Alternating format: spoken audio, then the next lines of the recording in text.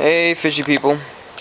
Had someone ask how I prepare my dirt, and because I'm going to be setting up that 75 soon, I'm preparing some dirt. So this is how I do it. Start off with Happy Frog. I really like this potting soil. It's actually got more soil in it than most potting mixes. The organic matter is also much easier to break down.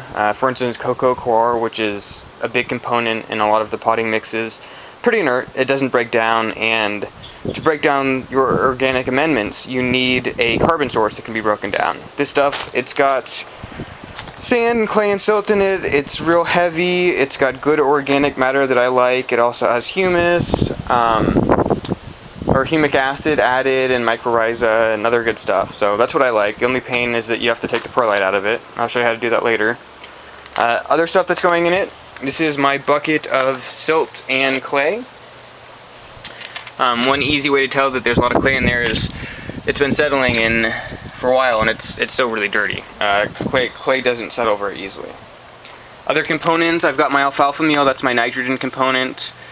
I also use cottonseed meal and a couple of other different types of meal for my nitrogen source, but I like alfalfa. It's got some natural plant growth hormones, or natural plant growth regulators that help plants grow a little bit faster.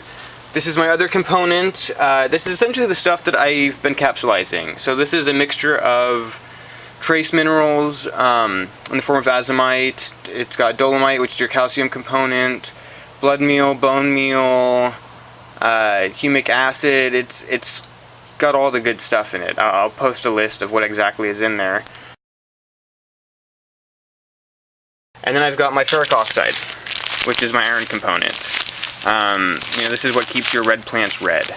So I'm going to mix all those together. I like to do about a 50-50 split between the Happy Frog and my silt and clay sand mixture.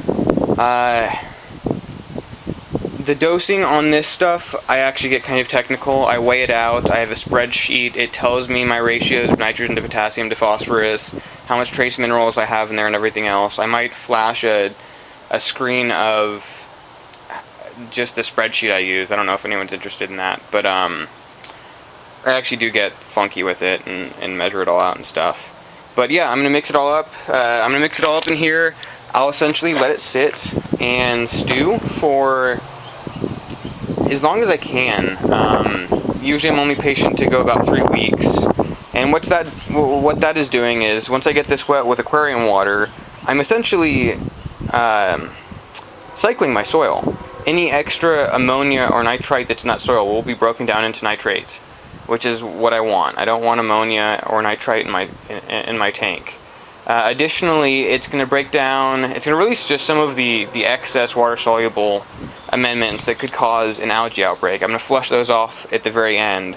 I'll have to update this video then. It also flushes some tannins out. It breaks down some of the amendments that aren't available yet and gets them bound to the clay components in the soil, which is what you want.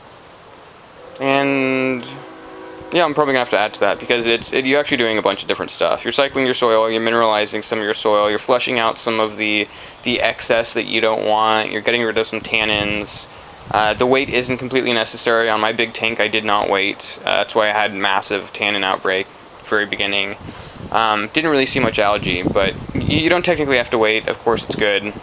But yeah, I'm gonna mix this together, show you what it looks like, and continue from there.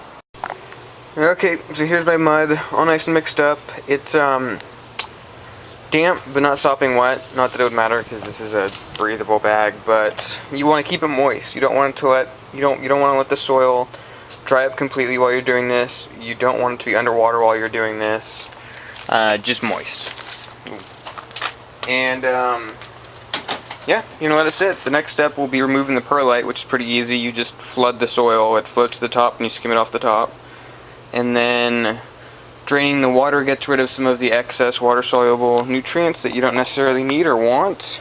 And we'll get rid of some tannins. So that'll happen right before I put it in the tank. But that's how I make my soil. Hope it was slightly helpful. Pretty simple. Yep, bye. Hope your tank's doing well.